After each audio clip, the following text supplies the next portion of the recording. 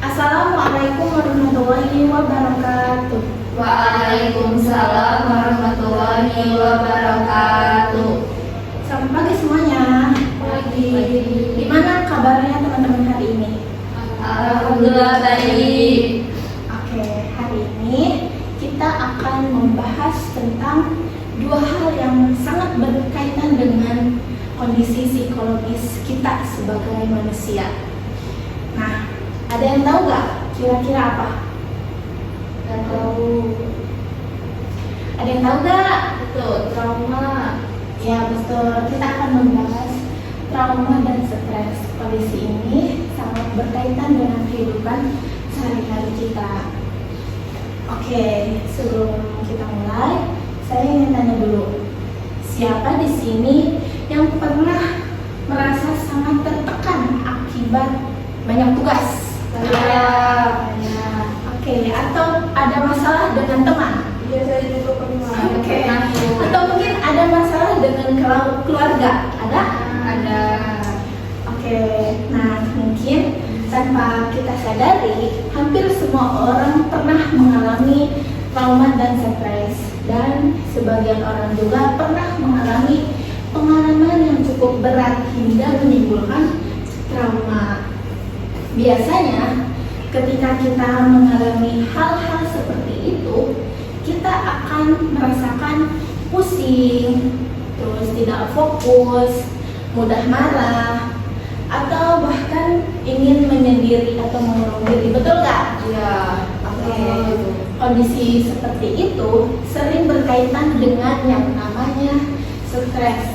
Bahkan dalam beberapa kasus, ini tuh bisa berhubungan dengan trauma. Nah, untuk itu, sebelum kita lanjut, izinkan saya memperkenalkan terlebih dahulu. Perkenalkan, nama saya Usha Fitri. Saya dosen pengampu mata kuliah psikologi traumatis ya teman-teman. Oke, teman-teman, sekarang semester 6 ya? Iya. Ya, dimana nanti teman-teman bentar lagi akan melakukan KKN atau PPL ya, dimana teman-teman akan turun langsung ke lapangan untuk melihat kondisi masyarakat tersebut.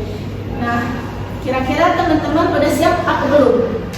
Udah ada bekal apa belum untuk melakukan hal tersebut? Zikir. Iya. Tentang apa itu?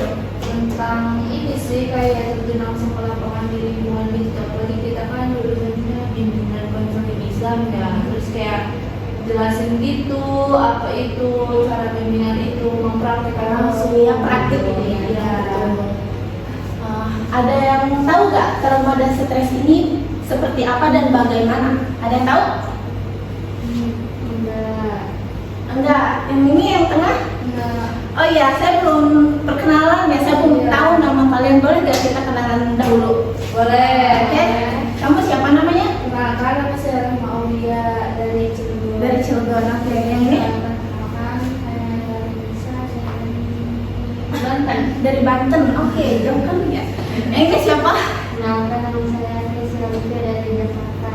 Oke, dari Jakarta. Oke, teman-teman, dari domisili yang berbeda-beda ya, tetapi teman-teman di sini belajar untuk bersama-sama.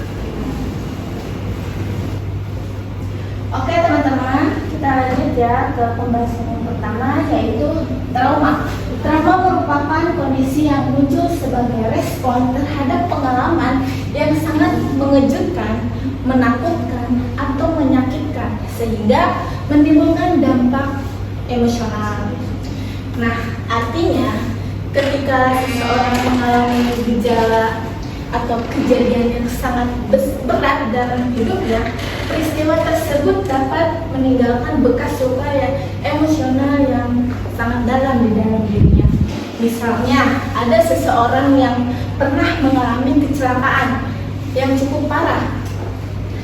Setelah kejadian kecelakaan itu, setiap kali orang tersebut melihat kendaraan atau berada di jalan raya, ia akan merasa sangat takut, cemas, dan bahkan mungkin jantungnya berdebar-debar. Nah, padahal kejadian kecelakaan yang ia alami itu sudah lama terjadi. Tetapi reaksi seperti itu bisa menjadi tanda bahwa orang tersebut mengalami trauma. Jadi teman-teman, trauma itu sebenarnya bukan luka fisik yang hanya terlihat di dalam tubuh, tetapi luka emosional yang muncul atau yang ada di dalam perasaan seseorang yang mengalaminya. Nah, trauma bisa membuat seseorang merasa takut, sedih, cemas, atau selalu teringat kembali kepada kejadian-kejadian yang menyakitkan tersebut. Nah, setiap orang juga bisa merasakan trauma dengan cara yang berbeda-beda. Ada yang menjadi lebih pendiam, ada juga yang mudah cemas, ada juga yang berusaha menghindari hal-hal yang mengingatkan kepada kejadian tersebut. Jadi, trauma ini reaksi psikologis yang kita rasakan terhadap pengalaman yang sangat berat yang kemudian menimbulkan dampak emosional dalam kehidupan kita sehari-hari. Seperti itu. Oke, teman-teman, kita lanjut ya dengan jenis-jenis trauma. Nah, teman-teman, jenis-jenis trauma ini tidak hanya satu jenis saja, tetapi ada beberapa bentuk atau jenis trauma yang bisa dialami oleh seseorang. Di mana yang pertama ini ada trauma fisik akibat luka atau cedera, misalnya tadi karena kecelakaan. Ketika seseorang mengalami kecelakaan yang parah, bukan hanya tubuhnya saja yang terluka, tetapi kondisi mentalnya juga bisa ikut terganggu. Akibatnya, orang tersebut mungkin akan menjadi takut untuk melakukan aktivitas yang mengingatkan ke kejadian tersebut, atau mungkin trauma fisik ini juga seringkali disertai dengan trauma psikologis karena pengalaman yang dialaminya atau yang dirasakannya sangat mengejutkan atau menakutkan. Oke, yang kedua ada trauma seksual akibat pelecehan atau kekerasan seksual. Nah, trauma seksual ini trauma yang terjadi akibat pengalaman pelecehan atau kekerasan seksual yang dialami oleh seseorang, di mana pelecehan seksual atau kekerasan ini meninggalkan luka emosional yang cukup dalam. Korban pelecehan seksual seringkali merasakan rasa takut, rasa malu, bahkan kehilangan kepercayaan terhadap orang lain. Trauma seksual juga dapat menyebabkan seseorang mengalami kecemasan, depresi, dan bahkan sulit untuk menjalin hubungan sosial dengan orang lain. Oleh karena itu, korban trauma seksual ini membutuhkan dukungan dan pendampingan yang sangat serius agar pulih secara emosional. Nah, yang ketiga ada trauma psikologis akibat luka batin, misalnya kehilangan. Nah, trauma psikologis ini merupakan trauma yang menyerang kondisi mental dan emosional individu. Akibat pengalaman yang sangat menyakitkan atau menegangkan, di mana gejala trauma psikologis ini meliputi seperti merasakan kecemasan berlebihan, perasaan rasa takut, sulit untuk konsentrasi, dan munculnya ingatan-ingatan yang berulang terhadap kejadian traumatis tersebut, atau bahkan mengalami insomnia atau gangguan tidur. Nah, walaupun luka fisiknya tidak terlihat, tetapi luka batinnya ini yang dirasakan bisa sangat dalam, apalagi ketika kita kehilangan seseorang yang sangat kita cintai. Nah, yang keempat ada trauma masa kecil, dialami sejak kecil, dampaknya sampai dewasa. Nah, teman-teman, trauma masa kecil ini terjadi ketika seseorang mengalami pengalaman buruk pada masa kecilnya, misalnya karena kekerasan dalam keluarga, pengabaian, atau lingkungan yang tidak aman. Nah, trauma yang terjadi pada masa kecil ini seringkali memiliki dampak yang sangat panjang, bahkan terbawa itu menjadi dewasa. Hal ini terjadi karena masa anak-anak itu merupakan masa perkembangan yang sangat penting bagi pembentukan kepribadian dan kondisi emosional individu tersebut. Nah, jadi jika pada masa kecil tersebut mengalami pengalaman yang menyakitkan, maka hal itu bisa mempengaruhi cara dia melihat dirinya sendiri maupun orang lain. Karena anak yang mengalami trauma di masa kecil seringkali mengalami atau dia akan tumbuh dengan rasa takut, tidak percaya diri, atau bahkan sulit untuk mengelola emosi. Nah, yang selanjutnya ada trauma kekerasan akibat dari KDRT atau bullying. Nah, trauma kekerasan ini muncul dari pengalaman kekerasan seperti dari kekerasan dalam rumah tangga atau mengalami bullying. Nah, kekerasan seperti itu dapat meninggalkan luka batin yang sangat dalam bagi korban, di mana seseorang yang mengalami kekerasan ini biasanya akan mengalami takut, tidak percaya diri, dan merasa dirinya itu tidak berharga. Nah, jika kondisi tersebut tidak ditangani dengan baik, maka dampaknya bisa mempengaruhi kehidupan sosial dan emosional individu tersebut dalam jangka panjang. Nah, yang selanjutnya ada trauma bencana atau kolektif dialami oleh banyak orang.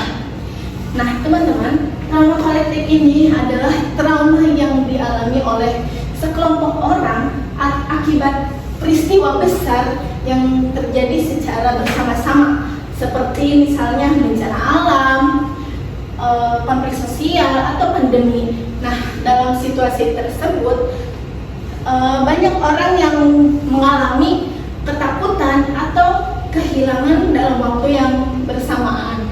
Nah, akibatnya bencana kolektif ini bisa tidak hanya mempengaruhi individu saja, tetapi mempengaruhi kondisi psikologis pada masyarakat secara keseluruhan. Seperti itu.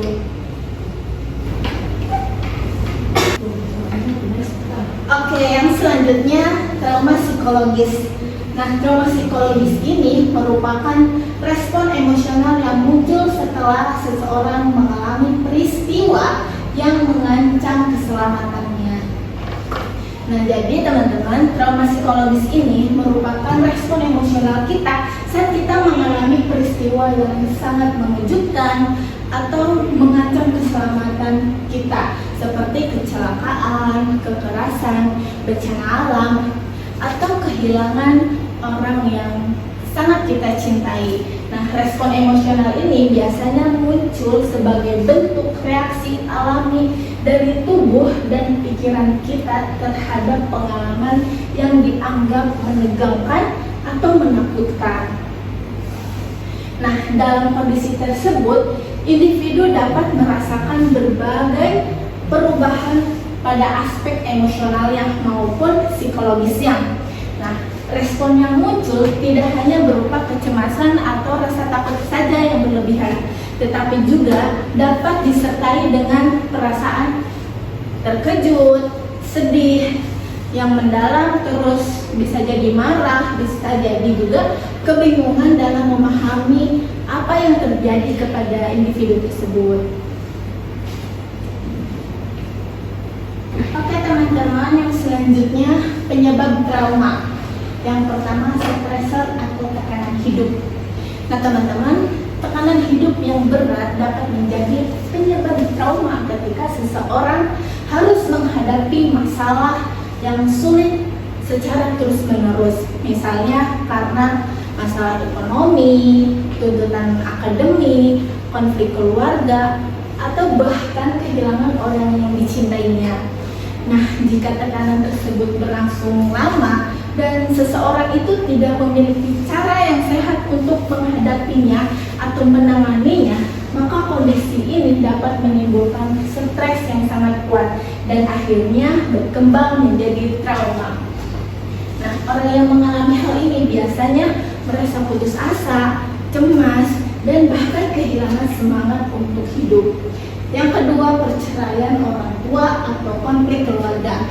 Nah, perceraian orang tua juga dapat menjadi pengalaman traumatis, terutama bagi anak, di mana ketika orang tua berpisah, anak sering merasa sedih, bingung, dan kehilangan rasa aman.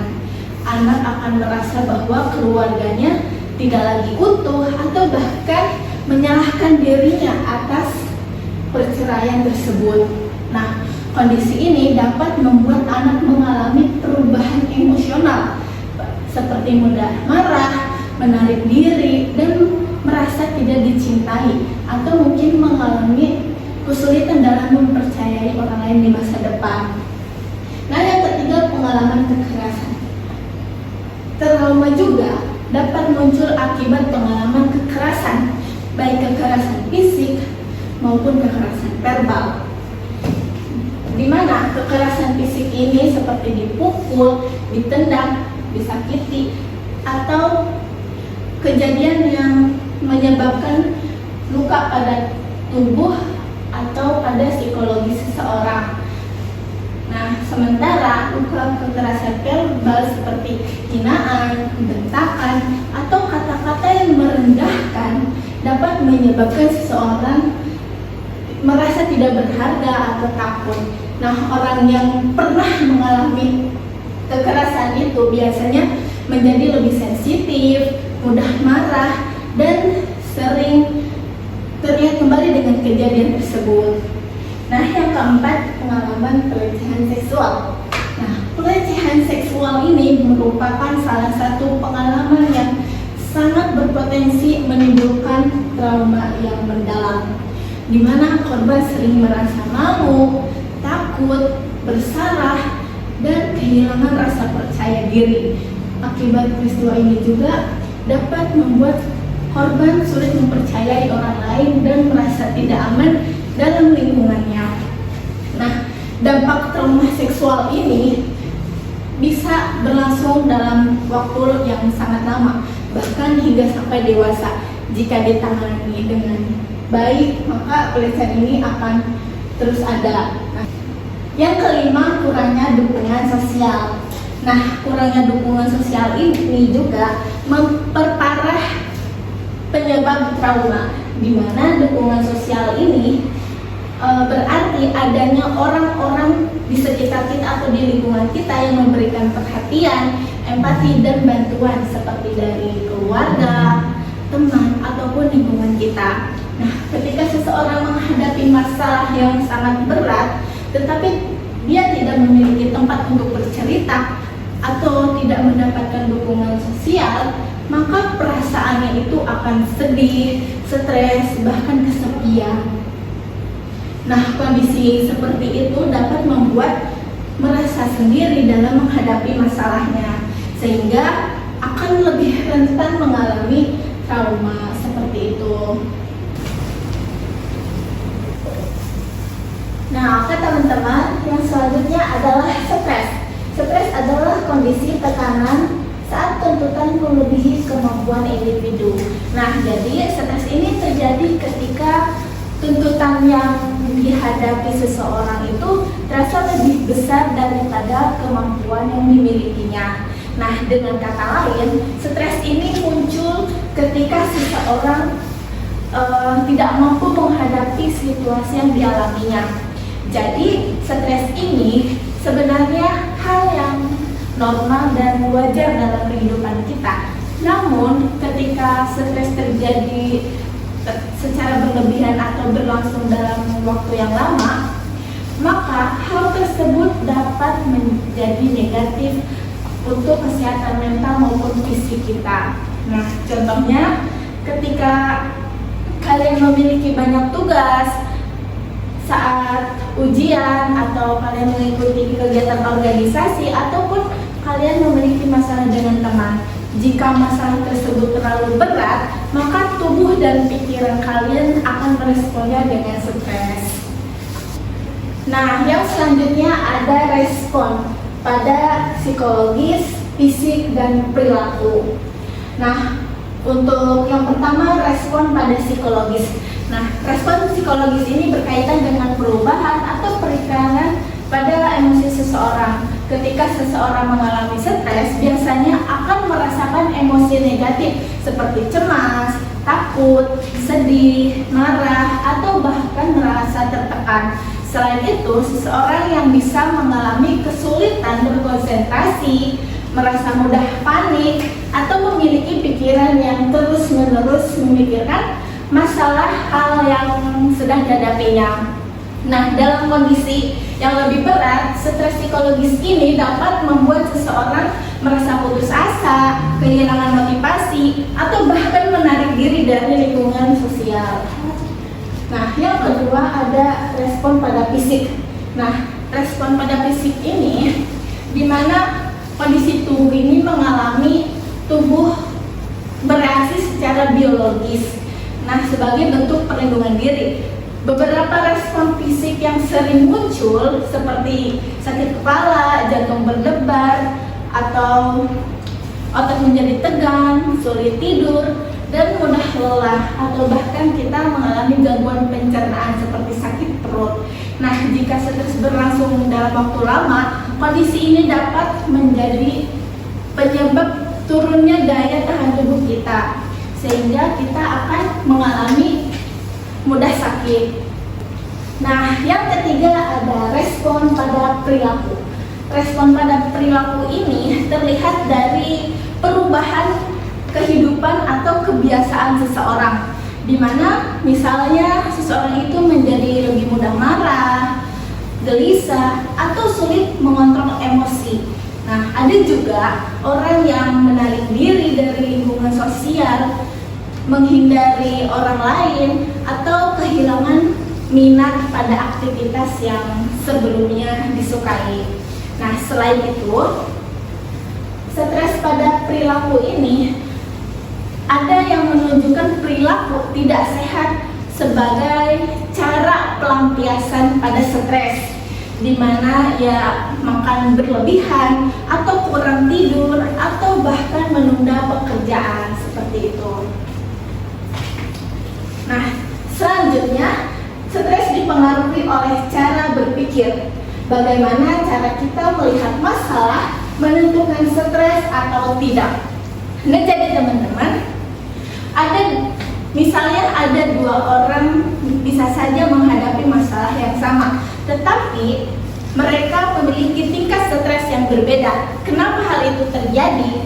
Karena cara mereka memandang masalah tersebut itu berbeda. Jika seseorang memandang masalah tersebut sebagai sesuatu yang sangat berat atau tidak mungkin ia hadapi atau atasi, maka ia akan lebih mudah mengalami stres. Tetapi sebaliknya, ketika seseorang melihat masalah tersebut sebagai tantangan atau masalah yang dapat dihadapi, maka ia akan lebih mampu mengendalikan stres yang akan ia alami, seperti itu.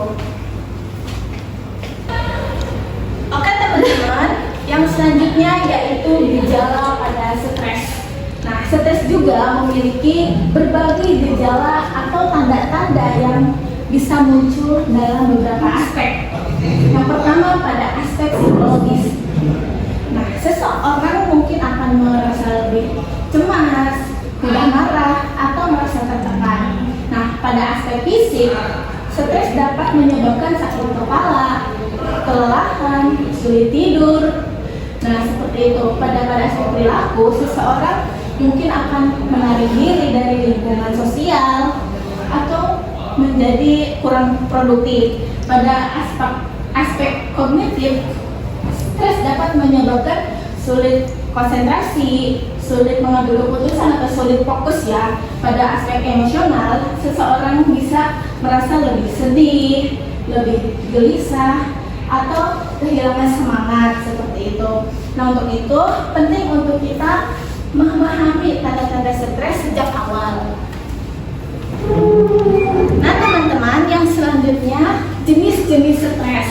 Nah, jenis-jenis stres ini ada stres akut. Stres akut ini adalah jenis stres yang muncul secara tiba-tiba dan berlangsung dalam waktu yang singkat atau sementara. Biasanya stres ini muncul karena suatu kejadian tertentu yang membuat seseorang itu merasa tegang atau tertekan. Tetapi setelah masalah selesai, stres tersebut juga akan hilang. Contohnya ketika teman-teman akan menghadapi ujian mendadak atau presentasi di kelas, atau mungkin terlambat datang ke sekolah. Nah, pada saat itu teman-teman mungkin akan merasa gugup, gangguan berdebat, atau mungkin cemas. Nah, namun setelah ujian atau presentasi ini selesai, perasaan stres tersebut juga biasanya akan ikut hilang. Nah, itulah yang disebut stres akut. Yang kedua ada stres akut episodik. Nah, stres ini sebenarnya hampir sama dengan stres akut tadi, tetapi terjadi lebih sering dari stres akut. Orang yang mengalami stres akut episodik ini biasanya sering merasakan terburu-buru, mudah cemas, dan sering merasa banyak tekanan dalam hidupnya. Misalnya ada seseorang yang hampir setiap hari merasakan panik karena tugas sekolah atau kegiatan organisasi atau masalah lainnya. Akibatnya, dia ini akan merasa tegang, mudah marah, dan sulit untuk merasa tenang. Jadi stres ini hanya sekali terjadi, tetapi kejadiannya itu berulang kali dalam kehidupan sehari-hari. Dan yang ketiga ada stres kronis. Nah, jenis stres ini adalah stres yang berlangsung dalam waktu yang sangat lama atau terus-menerus atau berkepanjangan. Jadi stres ini biasanya disebabkan oleh masalah besar yang tidak kunjung selesai, seperti misalnya ada masalah keluarga, tekanan ekonomi, atau lingkungan yang tidak mendukung. Nah, karena berlangsung lama, stres kronis ini bisa berdampak lebih serius terhadap kesehatan mental maupun fisik seseorang. Misalnya seseorang ini bisa merasakan putus asa, kehilangan semangat hidup, mudah semangat, atau mengalami kelelahan yang berkepanjangan seperti itu. Nah teman-teman, mungkin materi sudah saya sampaikan. Kira-kira ada yang mau ditanyakan nggak, atau ada yang kurang teman-teman mengerti gitu? Ada? Ada nggak? Sebelum kita akhiri pertemuan kita hari ini, ada? Nggak ada? Apa saya yang nanya? Saya aja kali ya yang nanya. Pembahasan yang terakhir ada yang masih ingat nggak apa? Kamu tuh perhatiin saya udah panjang lebar ngomong di depan. Tadi itu yang terakhir itu adalah jenis-jenis stres. Ada 3. Yang pertama jenis stres apa? Akut. Nah, akut itu sementara. Yang kedua jenis stres Episodik. ya betul. Yang ketiga yang paling parah itu stres Kronis. Nah, betul. Nah, teman-teman, untuk itu kita harus pahami jenis-jenis stres, penyebab stres, jenis-jenis trauma, bahkan dampak trauma dan stres itu seperti apa untuk kehidupan kita. Seperti itu, teman-teman. Udah? Nah, mungkin teman-teman pertemuan kita hari ini cukup sampai di sini. Terima kasih atas waktu dan perhatian teman-teman sudah